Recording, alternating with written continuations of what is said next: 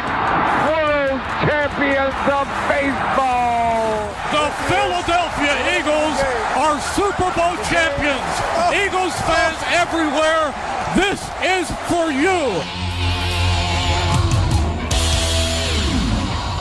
Now entering the game for Philly Pressbox Radio, Bill Furman and Jim Chet Chesko.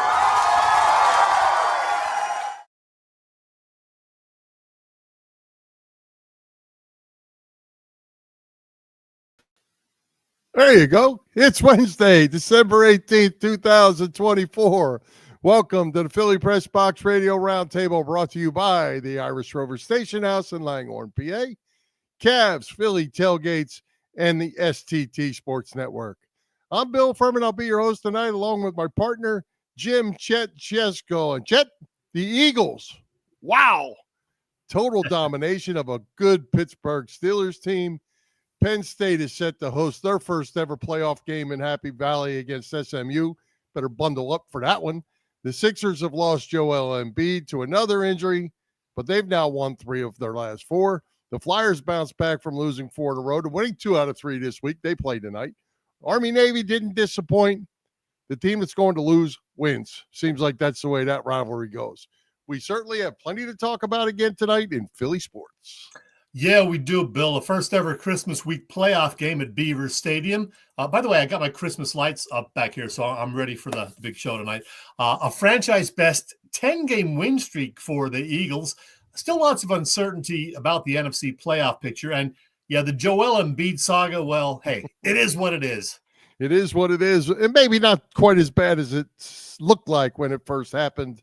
But we'll get into that for just a little bit later on.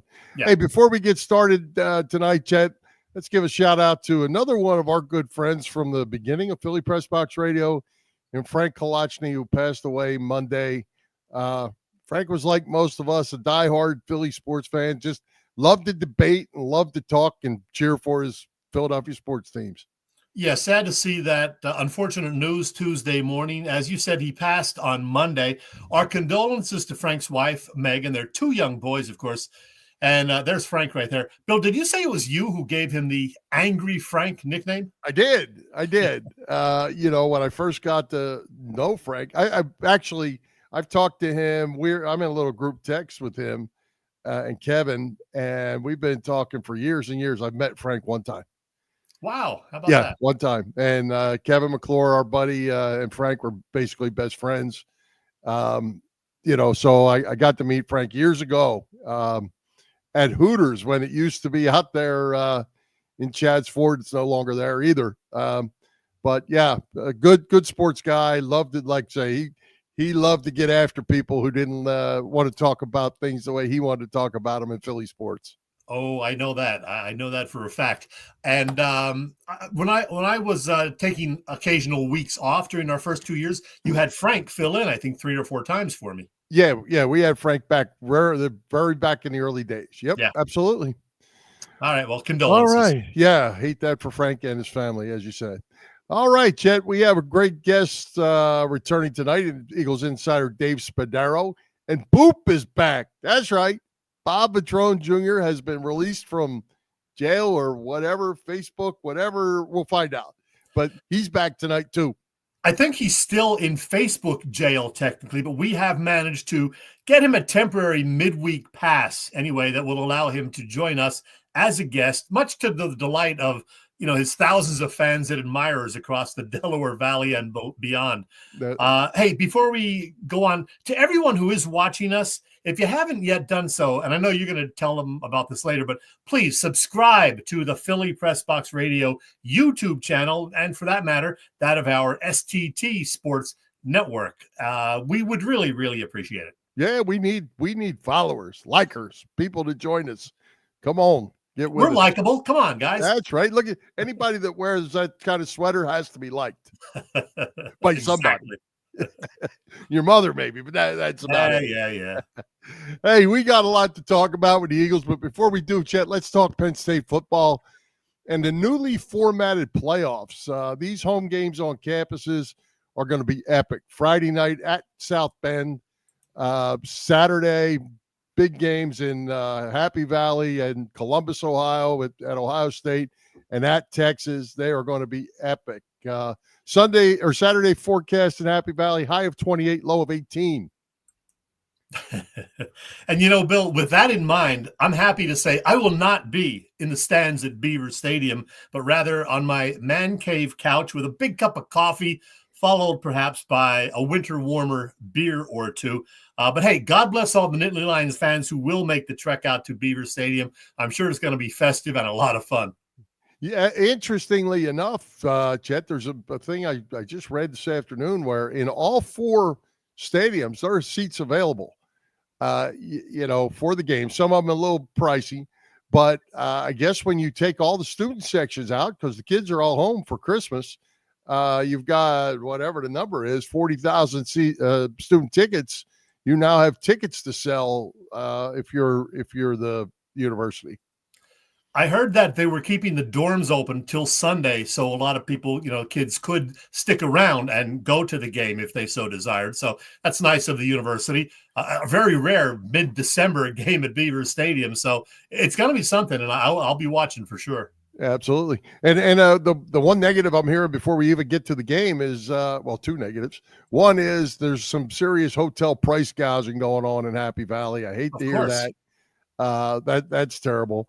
But let's talk about actually football. Bo Prabula, the backup quarterback for Penn State, has entered the transfer portal. He's not available. Ohio State's number 2 and number 3 quarterbacks have entered the transfer portal. They're not available. And it's going on everywhere. I don't know how you stop it. The rules are set up where it's messed up for the kids.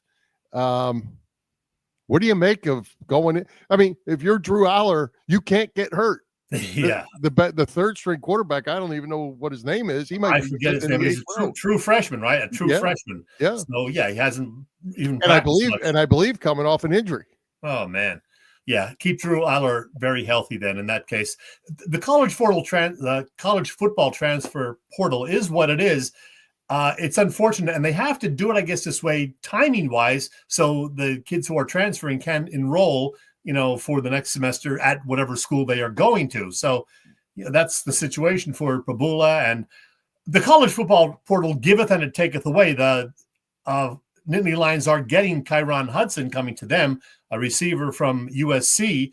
He caught 38 passes and had 3 touchdowns with the Trojans this season, so he will finish up his college career as a Nittany Lion next year. But, yeah, for right now, it hurts not to have an experienced backup quarterback for sure. Yeah, and I guess the deadline is the 28th. He could have played this week, but then he'd had to make the same decision next week.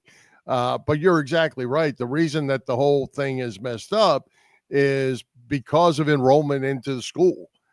There's another transfer period later in the spring, but if you wait till then, you've missed enrollment. You're not eligible for spring practice, and now you're a year, but you might as well finish it out with the school you're at, and go from there. So they do have the kids in a little bit of a bind that way, and it's become so much money and such a business. I get it. I get it if you're the kids. Our buddy Joe, a.k.a. Kid Camden, says Ethan Grunkmeyer, what a name, is the Penn State backup quarterback. I did see that, but I'm not going to remember a name like Ethan Grunkmeyer. Well, hopefully you don't get to hear a lot of it over the next handful of weeks. I hope I don't hear it at all this weekend for sure. That's right.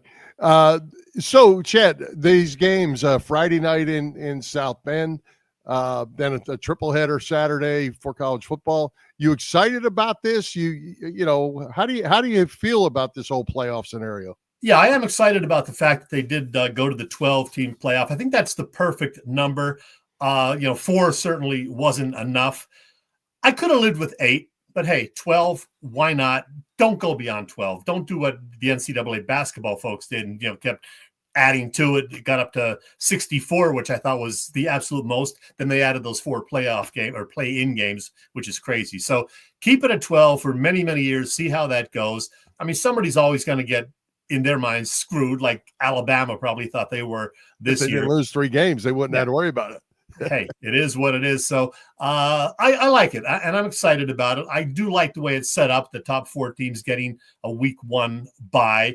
Yeah, it makes sense, and I'm excited about it. I don't know how much of it I'm going to watch. I'll definitely watch the Penn State game. I know you're going to watch every single game because you're a college football guy, Bill. Yeah. Well, I guess the drawback that I have at this point is buys going to teams like Boise State and Arizona State. Probably, they're probably not one of the 4 best teams. But the way it falls out is the way it falls out under the present rules. So, and there is discussion supposedly taking place between the SEC and the Big Ten where they're trying to work it out where they will each get 4 teams automatically, and that would only leave 4 teams for the rest of the world. Wow. And Notre Dame being independent could always be one of them. So now you got 3 teams in the whole country. I don't think that's a very good idea. And regarding Boise State, I mean, we see that situation sometimes with baseball and even in pro football, where you have a crappy division winner going like 7-9 or whatever. In the case of the NFC a few years ago, now it's 17 games, but a team that's under 500 winning their division and being seated higher than a wild card team who maybe went 12-4 or 12-5. Yeah. So back to the game for just a second before we run out of Penn State time. SMU coming from Dallas, from Texas. It's supposed to be 72 degrees in Dallas, Fort Worth. They're coming into the 20s in Happy Valley, staying in Harrisburg, having to truck up the road to Happy Valley. What do you make of this game? Well, I mean, Penn State, an 8.5-point favorite. So theoretically, they should win and win, pretty handily. In fact, all 4 of the home teams this weekend are favored by at least a touchdown. I think 7.5 in the case of a couple of those games, like Notre Dame over Indiana. Penn State should win. If they don't, boy, the James Franklin haters will be out in full force Saturday night and Sunday. Yeah, well, they'll be out if he doesn't win a national championship. So at some point, if they lose, it's going to be James Franklin's fault. So, yeah. But I guess if you've been following it close enough for long enough, that's the case, deservingly or not. Let's win this weekend. We'll talk about it more next week. That's right, because they'll be going to the Fiesta Bowl if they win and possibly playing Boise State. So that'll be interesting. Oh, yeah. All right. Well, Chad, as we've been talking about over the last couple months, Philly Pressbox Radio is now a new podcast network. The STT Sports Network, as in Set the Trends. In the network, it's the network set up by our pal, Phil Stiefel.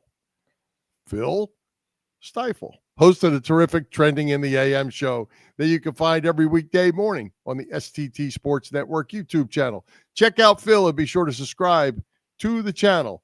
Phil's show is on there, and now so is ours. Yep, you can find Philly Pressbox Radio there in addition to our own YouTube channel and on our Facebook page. That hasn't changed. Again, it's STT Sports Network, setting the trends for what sports talk should be. Hey, Chet, Christmas week coming up. Tell us what's going on over at the Irish Rover Station House. 'Tis the season, and this is the week for one of my favorite events of the year at the Irish Rover Station House. Thursday the 19th, starting at 7 p.m., it's the Rovers' annual Ugly Sweater Party. I never miss this event. Here I am with Chris, Tracy, and Taylor in years past. Always a really fun night. There are giveaways. You might even score a Miller Lite Christmas sweater, special holiday cocktails, and, of course, prizes for Ugly Sweater Contest winners. Plus, as always, there are 24 beers on tap and a terrific food menu. So, yeah, let's get ugly together. The Ugly Sweater Party, Thursday evening at the Irish Rover Station House on Bellevue Avenue in Langhorne. I'll see you there. Hi, this is Ray Dinger.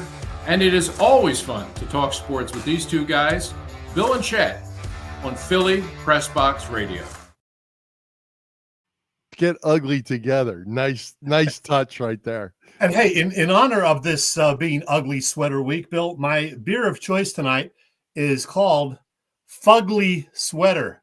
Oh, there you go. Hey, kid's got something for you too. Yeah, I remember. That's where I met Joe, a.k.a. Kid Camden.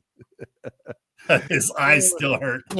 Oh, wait till you see the one I got this week or this year. You'll see pictures on Friday. Good possibility you'll see pictures. Yeah, I'm sure. If you're there and the camera's there, there'll be pictures. Hey, so much to unpack about this Eagles team after another beatdown of a good Steelers team. This week was the passing game on the offensive side, Chet, but it's time to get serious about how good this defense is. It is really, really, really good. And the numbers bear it out. With the exception of turnovers, they are at or near the top in almost every defensive category. They've got two linebackers playing well. Who would have thunk that? Edge rushers Josh Sweat and Nolan Smith have really picked it up in recent weeks. The young guys in the secondary, rookies, Mitchell and Dean, have been terrific. Yeah, you're right, Bill. Vic Fangio's D has been very impressive since week 5 or 6. Yeah, and they keep getting better. I mean, that's the scary thing. And when you take the offensive side of the ball, everybody's talking about we weren't throwing the ball. We decided, well, we're going to throw the ball. Now we got two receivers that get 100 yards because the Steelers' defensive front was tough. The Eagles struggled running the ball a little bit, but then we turn it over to the passing game, and Jalen Hurts played very well. Yeah, he really did. And he got a little cocky about it after the game, coming into the post presser saying, y'all get what you wanted, or is that what you wanted? Something like that. That was pretty cool, actually. I like it. I like that confidence and the cockiness. What the hell? Yeah. So, Chet, I have to look at this note I made a screenshot of. Did you realize that in the second half, the Eagles had the ball for 12 plays, kicked the field goal. The Steelers had the ball for 4 plays and fumbled 2 minutes and 2 seconds. The Eagles went on a 13-play, 74-yard touchdown drive in 6:33. The Steelers got the ball, ran 7 plays, and punted for 3 minutes and 48 seconds. And then the Eagles ran a 21-play, 88-yard, 10-29 to end the game. The Steelers had 11 plays in the second half, got a fumble and a punt. That second half was epic if you're an Eagles fan, and that nearly 10.5-minute drive to end the game, that was really, really impressive. Ball control, going for it on, fourth down in the one case, and just not giving the ball back to Pittsburgh to give them any hope of getting back in the game. Yeah, and the thing about it is the Eagles could have scored. Yeah, they were content to just run that thing out, and hey, beautiful win. Beautiful win. As I texted with one of my friends, a lot of people were watching the latter part of that final drive very closely because I believe the over-under was 43 or 43.5, depending on where you look. The final score, 27-13, which totaled 40 points. So a lot of people watched with interest. Yeah, and our friends at PPCC 118 Raz Room were running a little block pool for that game to win a Taylor Swift autographed guitar. So there was a lot of interest in that game from the Raz Room people also. I assume you got a winner? We did get a winner, and it was a lady from Pittsburgh that was very happy that the Steelers lost. She didn't care. She got a Taylor Swift guitar. Good for her. She's going to be she's going to have a happy granddaughter next Wednesday. Well, hey, Chet, you had a chance to visit with the always honest Eagles insider, Dave Spadaro, to talk all things birds. Every time we've had Dave on, everybody says, well, Dave's the company man. He's going to do this and that. He's never been like that. He has always told us exactly what he thought. Well, yeah, and there's not a whole lot of negative that Dave or anybody else could say about the Eagles right now, but we did have a real good chat. To be clear, we talked yesterday, but we talked about the great Birds defense, Hurts, Saquon, and the wideouts, the impressive beatdown on the Steelers this past Sunday, and this Sunday's game down in Landover against the Commanders, where we could see the Eagles officially clinch the NFC East. So a good chat, and here it is. It's always fun to talk Eagles football with this guy, and I'm sure it'll be particularly fun now with the team riding a franchise record 10-game winning streak. Making a return visit to Philly Pressbox Radio, it's Eagles insider Dave Spadaro. Hey, Dave, how you doing? Chet, happy holidays, Merry Christmas, Happy New Year when we get there. And what a great Eagles season we're having. 10 straight wins. It's amazing. It's been so – you're kidding? Are you kidding me? It's been so fun watching this team just win in so many different ways. It is really impressive. I had a hunch you'd be in a good mood today. Dave, we all remember how last season ended after a great start, 6 losses in 7 games, then the so-so 2-2 start to this season. What has changed since early October? The defense is solidified. It's hard to pin it on one move, but when the Eagles drafted 2 young cornerbacks, everybody kind of went, well, it takes a long time to contribute. We hadn't had a starter since 1988 from the draft class, and that was Eric Allen. Quinyon Mitchell steps in day one. After 4 games, Cooper DeJean replaced Avonte Maddox, and I felt that made a really big difference. And then everything just came together defensively. On the offensive side, I mean, again, point to one. If you had to point to one thing, you'd point to the turnovers. And, the turnover ratio after 4 games was -6. They are now, I think, +3. And they have found their identity. They lean on the run offensively. They're very physical offensively. They've been just a very solid team in these 10 games. And the defense, Jim, I mean, has been rock solid, number 1 in the league. Chet, this group is really good. And, you generally point to good teams that we've talked through the years, 2004, 2017, 2022, those Super Bowl teams. And you go, well, what was the impetus there? Well, 2004, very, very good defense, didn't turn the ball over. 2017, offense was just lighting it up for most of the season. Defense was good. 2022, they led the league in defense. Nobody really paid attention to it until the Eagles had the breakdown in the second half of the Super Bowl.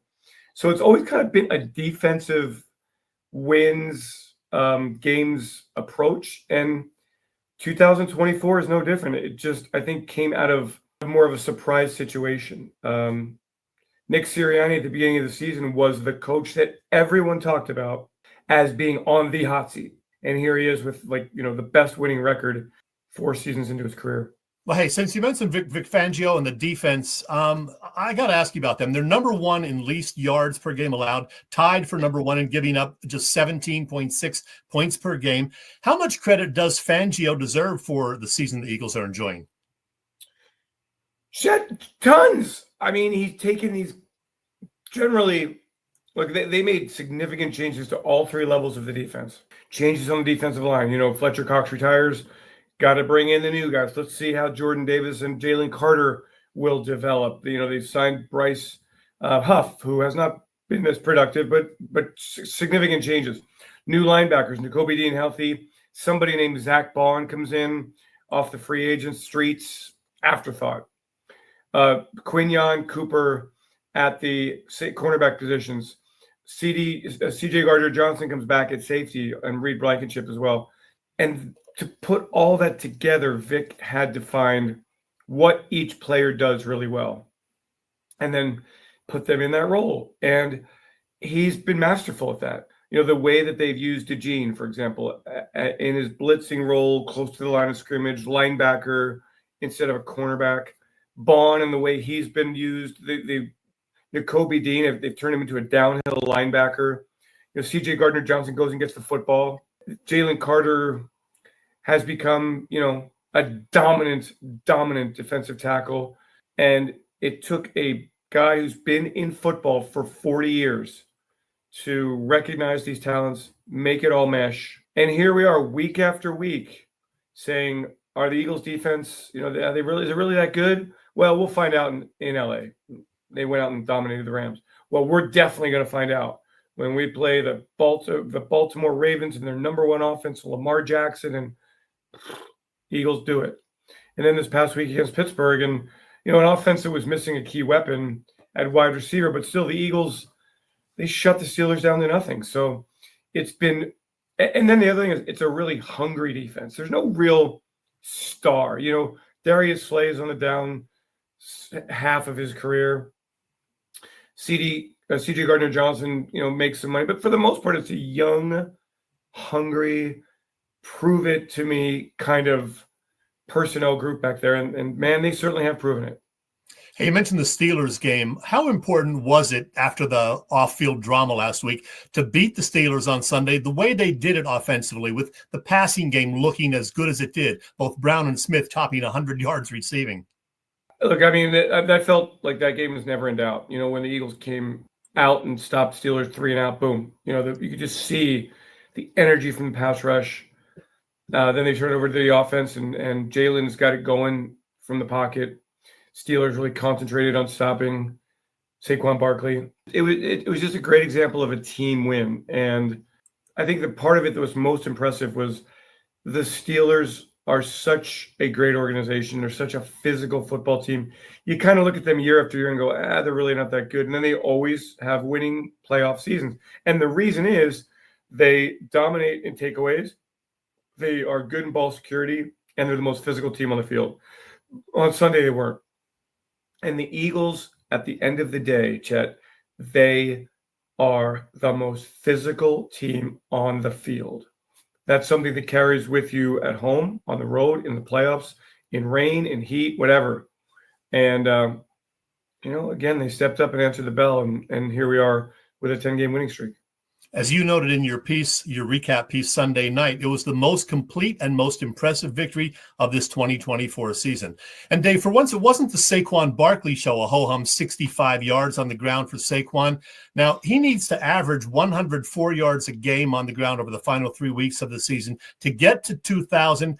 I know that's not the top priority, but do you think he gets there? Yeah, I would say that's fine. I mean, the Eagles are still in play for a lot here, right? Number one seed in the NFC and home field advantage throughout. So they know they can run on anybody. Now, look, I don't know what Saquon's health is. I know he kind of was grabbing at the back of his knee a little bit. I don't know his status. I don't know. The key here is not to have Saquon Barkley reach 2,000 yards. It's to have him at peak efficiency for the postseason. So, but assuming that he is all systems go, I certainly think he averages 104 yards per game. It's interesting. Like, I haven't even really paid much attention to that because this team is so kind of not in that realm. They don't talk about those kinds of achievements. They just talk about winning games. Today we spent 5 hours as part of Operation Snowball. Jason Kelsey, Lane Johnson, Jordan Mailata for 3 years have put out this holiday album, and the money that they've raised this year they put toward getting a toy for every child in the Philadelphia school district. So I spent a lot of my morning riding in the back of the bus with Lane, and it's just all like really hardcore football talk and like very matter of fact of like how this team's focus is on just winning on Sunday against Washington, winning the division, and not going, beyond that mentally. And I think that's the way a championship team thinks. Last year, Chet, there was that thought that, man, coming off the loss in the Super Bowl, can we be that good again this year? Jump out to 10-1, but you didn't feel that 10-1 was good football 10-1. Collapse at the end of the season. I don't think this team, and maybe they were wandering a little bit. I don't know. Maybe they were looking ahead a little bit at 10-1. I don't know. But you lose two leaders in Kelsey and Fletcher. You bring in Cam Jurgens. You have Jalen Carter grow into this monster. Like it's just such. Maybe they're too young to really know at times in a weird way. Maybe they're too unheralded defensively. Zach Ballin certainly doesn't care about being 12-2. He just wants to play great football on Sunday and beat Washington and keep it going. And I think that's kind of the way they are. I feel like Saquon, in the normal context of the offense, should shatter 2,000 very easily. I also know he's also the focus of everyone. And Washington's defense, Dallas's defense, the Giants' defense, not as good as what we saw on Sunday against the Steelers, but just win, baby. And if 2,000 comes along, Saquon Barkley has been so much fun to watch, hasn't he? It's been incredible. It's been incredible to see him just revitalize his career and revolutionize the offense with so many big runs.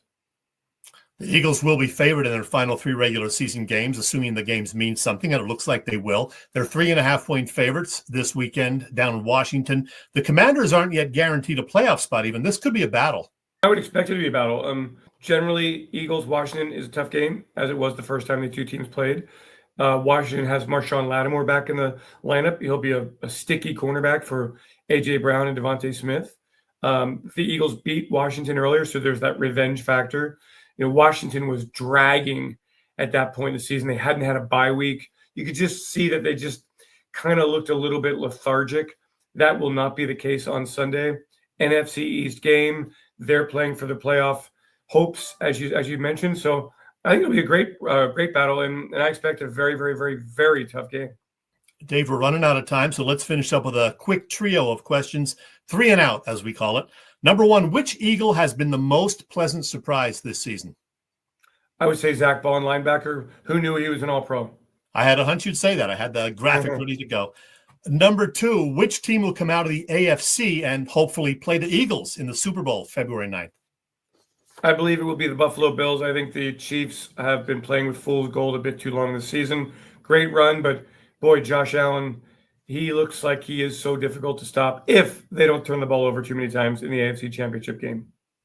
Finally, Dave, I don't ask you many personal questions, but about 16 months ago, you and this lovely lady, Angela, got married on the 50-yard line at the link. What went into that decision to tie the knot there? And was it as cool as I imagine it would be? It was her idea. I wasn't as into it when she proposed it. Wow. I went to, well, I just thought, I'm like, because I'm more of a low-key guy. That was not low-key. We asked the Eagles. We couldn't get a date.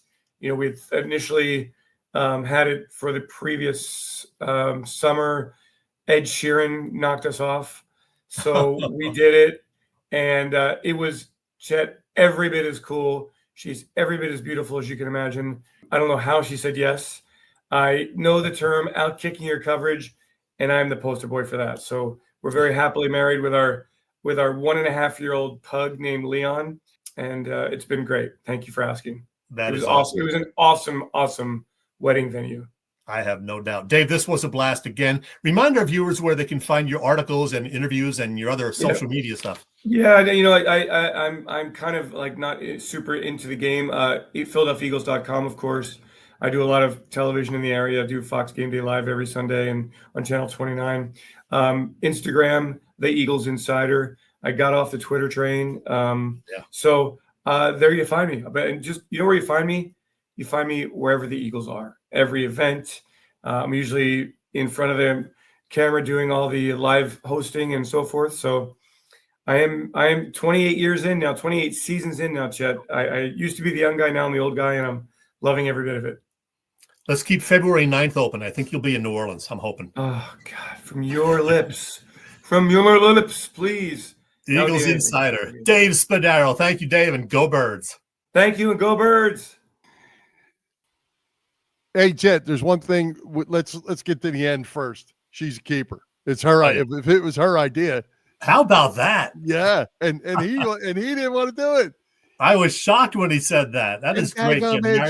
What's up with that? Yeah. Nice. 50-yard line wedding. That is terrific. Yeah. Way to go, Dave. Hey, and great stuff from Dave as always. Like you said, there's not a whole lot of negative to talk about with this football team, Chet. But I'll tell you one thing that really impresses me as they're rolling along here. Dave touched on it.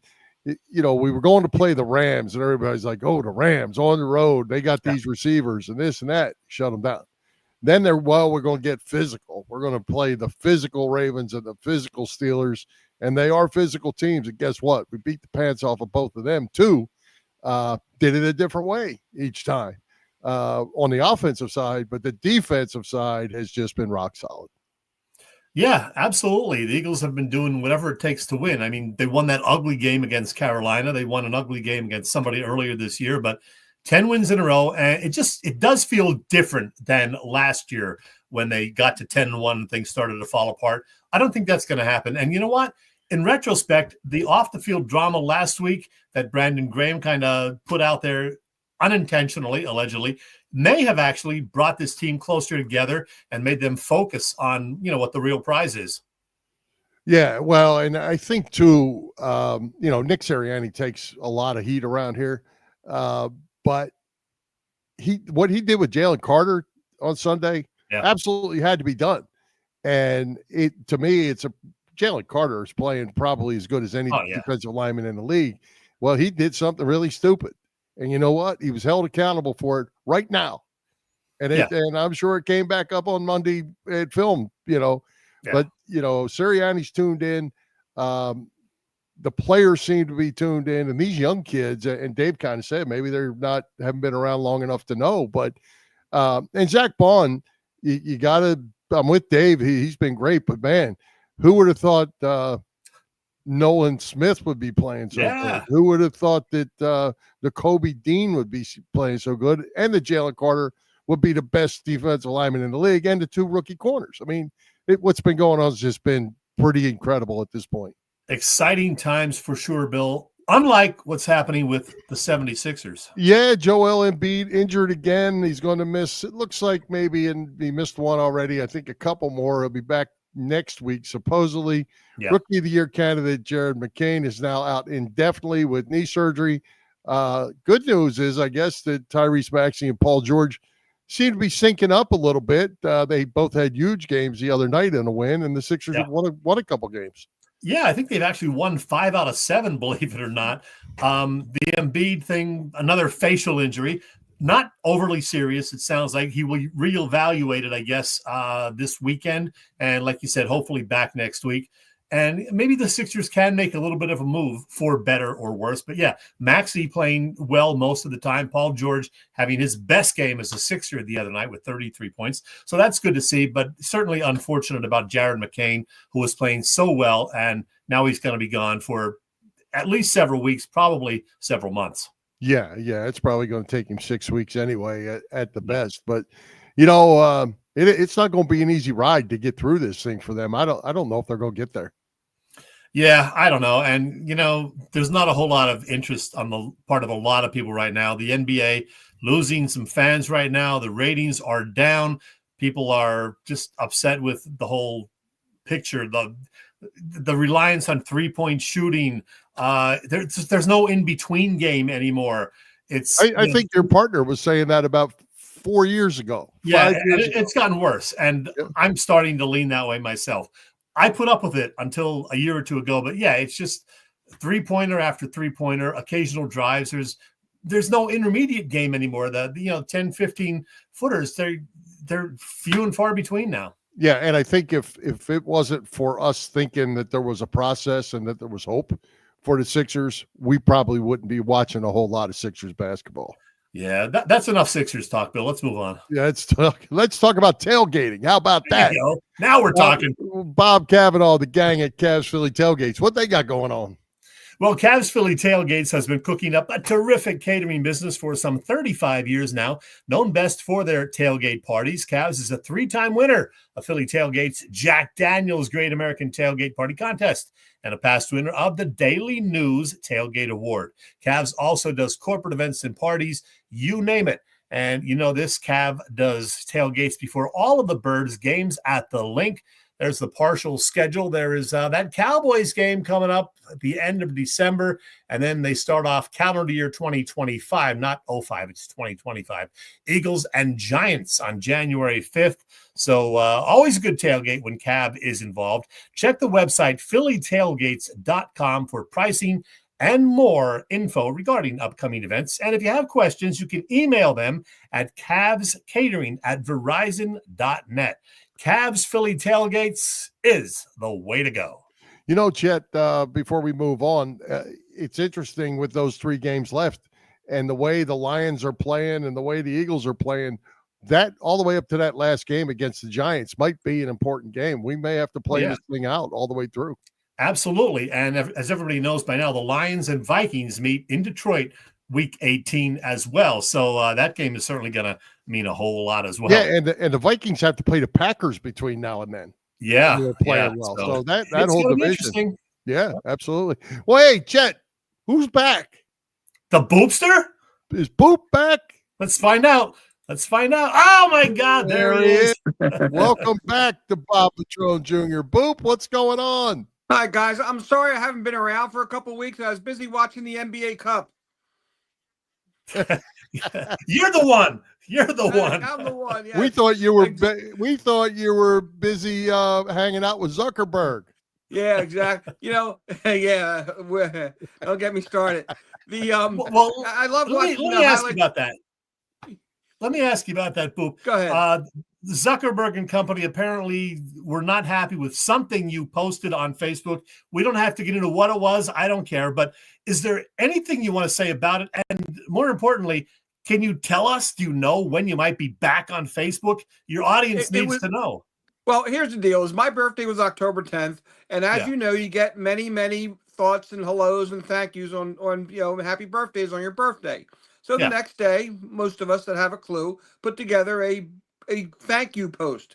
Right. And during the course of the post, I mentioned some of the things you would normally get for Christmas, like gifts and presents and, balloons. And I just stuck in there a couple of off-color things that some, men might get, as a gift. All tongue-in-cheek, which I think most of my Facebook followers understand. And it wasn't right away, but by the next day, I got a note that kind of popped up and then disappeared saying I was going to be, what was the word, abandoned for a certain amount of time and that I could appeal. So I thought, okay, well, I'll click on here and I'll appeal and I'll write a note saying, hey, I really was off color. blah, blah, blah. Turns out the appeal button just means that the bot goes through and looks at your stuff again and just the algorithm decides, no, we didn't like those words. You're off. I think it said for 180 days, which is half a year. Oh, wow. But there's really no way, like you can't find out. It's, So anyhow, the thing is, there's some things about Facebook I don't miss, especially during election season. There are some things I do miss, obviously, guys like you and all. But mostly I know there are people that followed me only on Facebook that don't have quite the Twitter preference. And I know that some of them are still looking around hopelessly that, I'm hiding in a Facebook corner somewhere. So that's it in a nutshell. Listen, I'm as technology savvy as a 62-year-old guy could be. I was coding when I was younger and all kinds of programs and stuff, but there's got to be a human element somewhere along the line, whether it's website posts, managing baseball games, don't get me started, stuff like that. There's got to be a human eyeball as the final be-all and end-all judge to most things in life, and that's just not the case with some of these social media stuff. So anyhow. Well, let's talk about something a lot more fun. What do you think about the Philadelphia Eagles? Boy, they really are rolling on all cylinders, aren't they? A lot of fun to watch. They have a lot of different ways to come at you. Their win, their defense. I'll tell you, of all the Barkley stuff and everything else, the most impressive thing about this Eagles team, and I'll say it about my Chiefs team also, which is, I know not up on the high radar of a lot of people, both those teams tackling much better than they normally do. Two of the best tackling teams I've seen in a while. And the thing I noticed is they seem to be trying to tackle players by grabbing one leg and not two.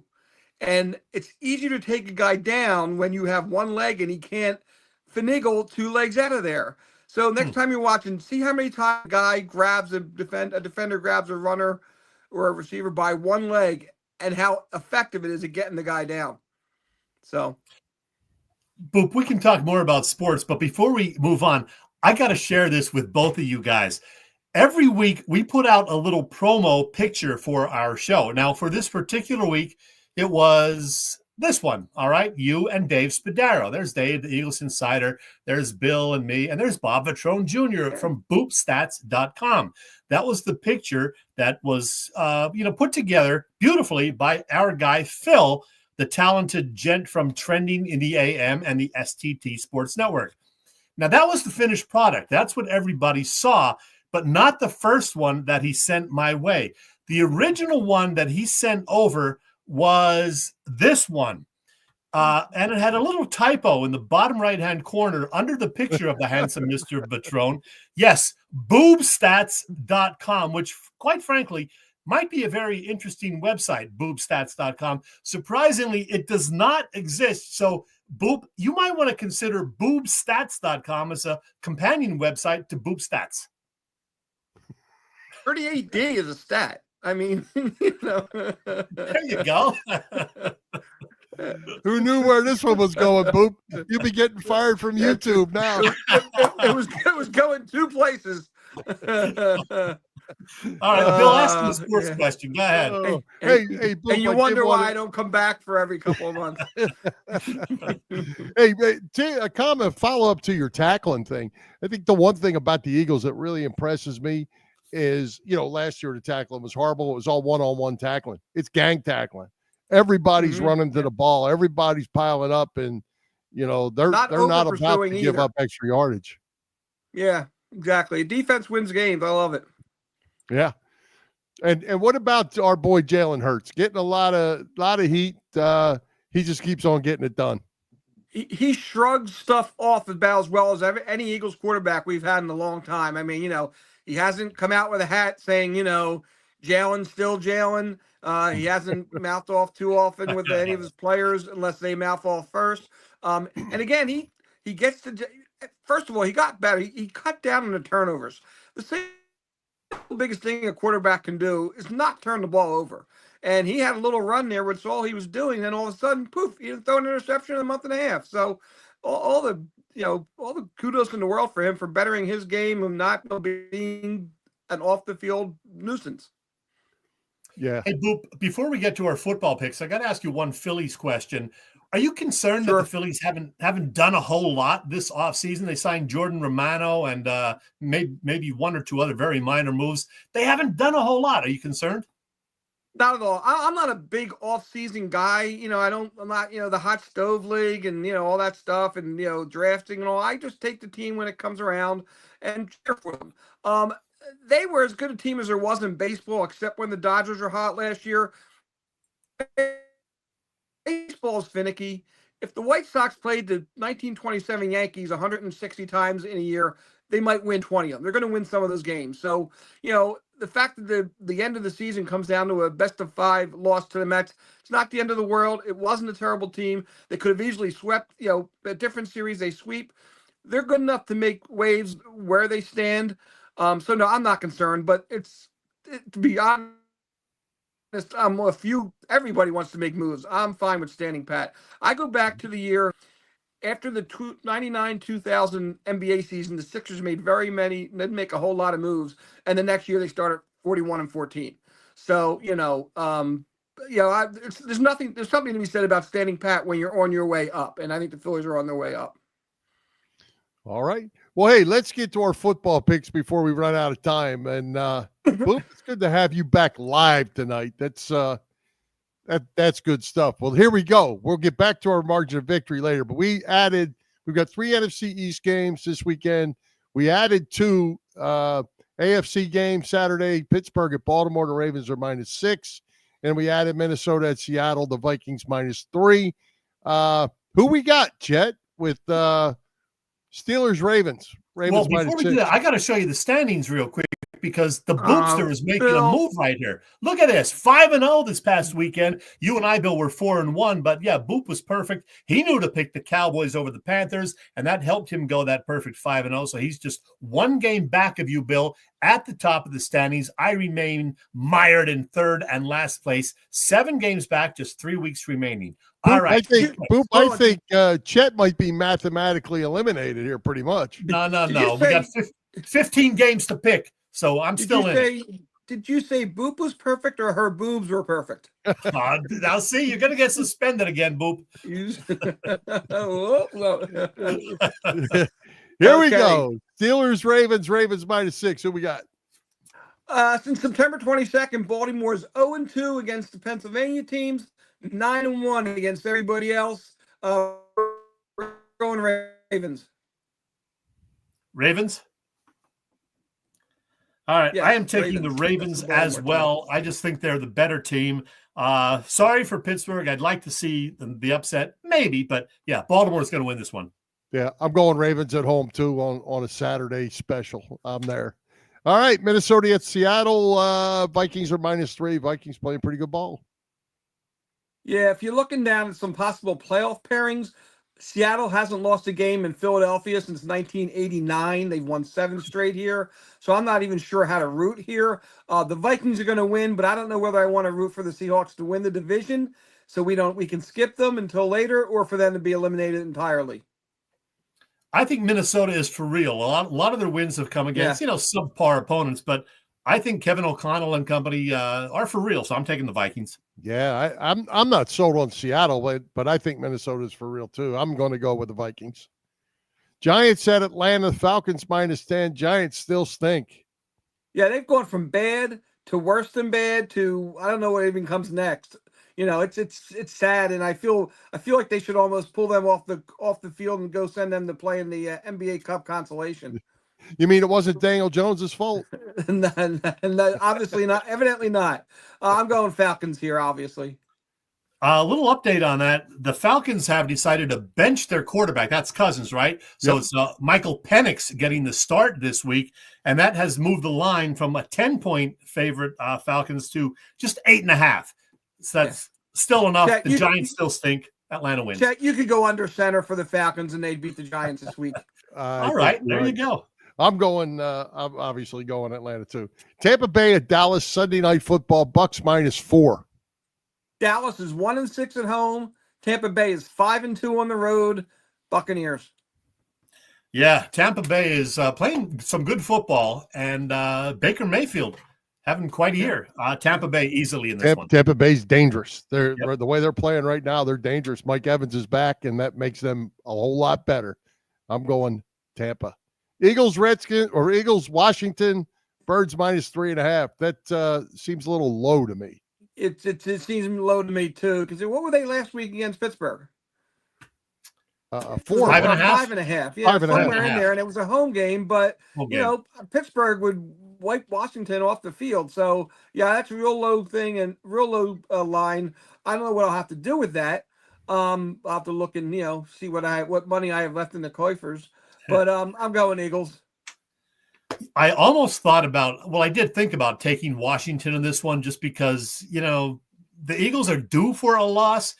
Washington's not a bad team. A lot of their wins have come against, so-so opponents. Washington can score points. They actually score more than the Eagles. They have more yards overall than the Eagles, but I just couldn't do it. I think the Eagles are the better team. They're going to keep this thing going. Eagles win. Well, they played not many weeks ago, and Jaden Daniels looked scared to absolute death back there. Yeah. And the Eagles have only gotten more physical. I don't see Washington playing with this team. Guys, we have the exact same picks. It's going to be almost a home game for the Eagles down there with a chance to clinch. Yeah. Yeah, absolutely. All right, Chet, let's get to our margin of victory pool so you can pat yourself on the back or take a picture or something. Yeah. Well, regarding the margin of victory pool, which is kind of like a survivor pool, except that you don't get eliminated if your one surefire pick loses. You do get points if that one surefire pick wins, the points equating to the margin of victory. And we all did have a very good week 15 as I pull up the standings right here. We all made great picks and added anywhere from 13 to 21 points.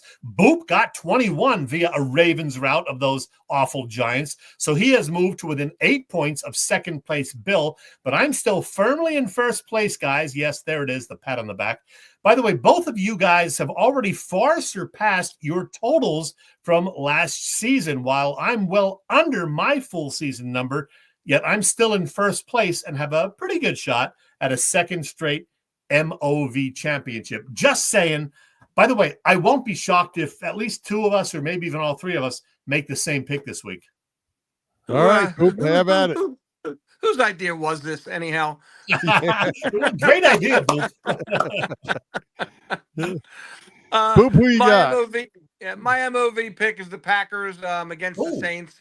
I'm not sure which Saints team is going to show up, but the Packers, there are 5 really, really good teams in the NFL right now, and the Packers are like number 6 in my mind. So I think they're rolling. They're playing well, and a team to be. They want to make a statement, and New Orleans is the team to do it against.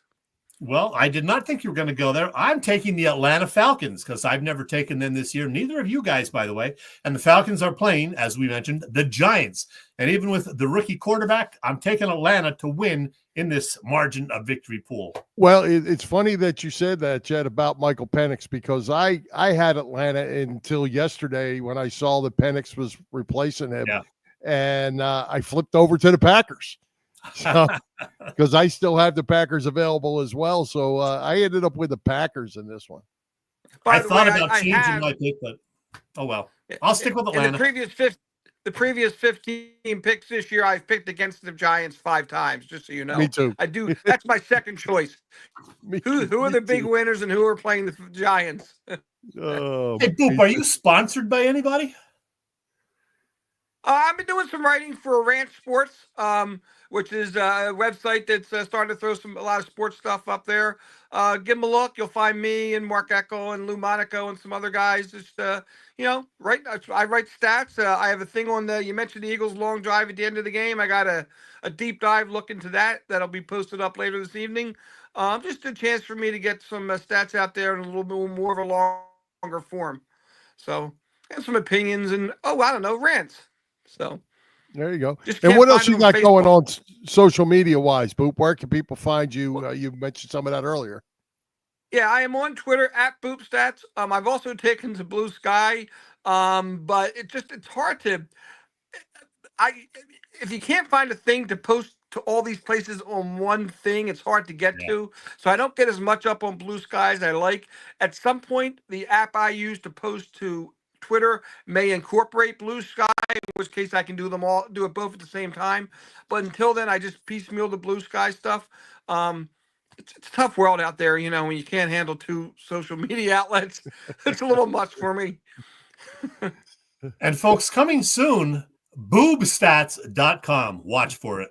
Well, Boop, hey, Boop, we are out of time. We appreciate you taking the time to join us. We're glad we had you live for sure. And Merry Christmas to you and your family. Happy holidays, both of you guys, even Chet. Hey, thanks, man. Thanks, Boop. All right, Boop. Thanks, buddy. See you guys.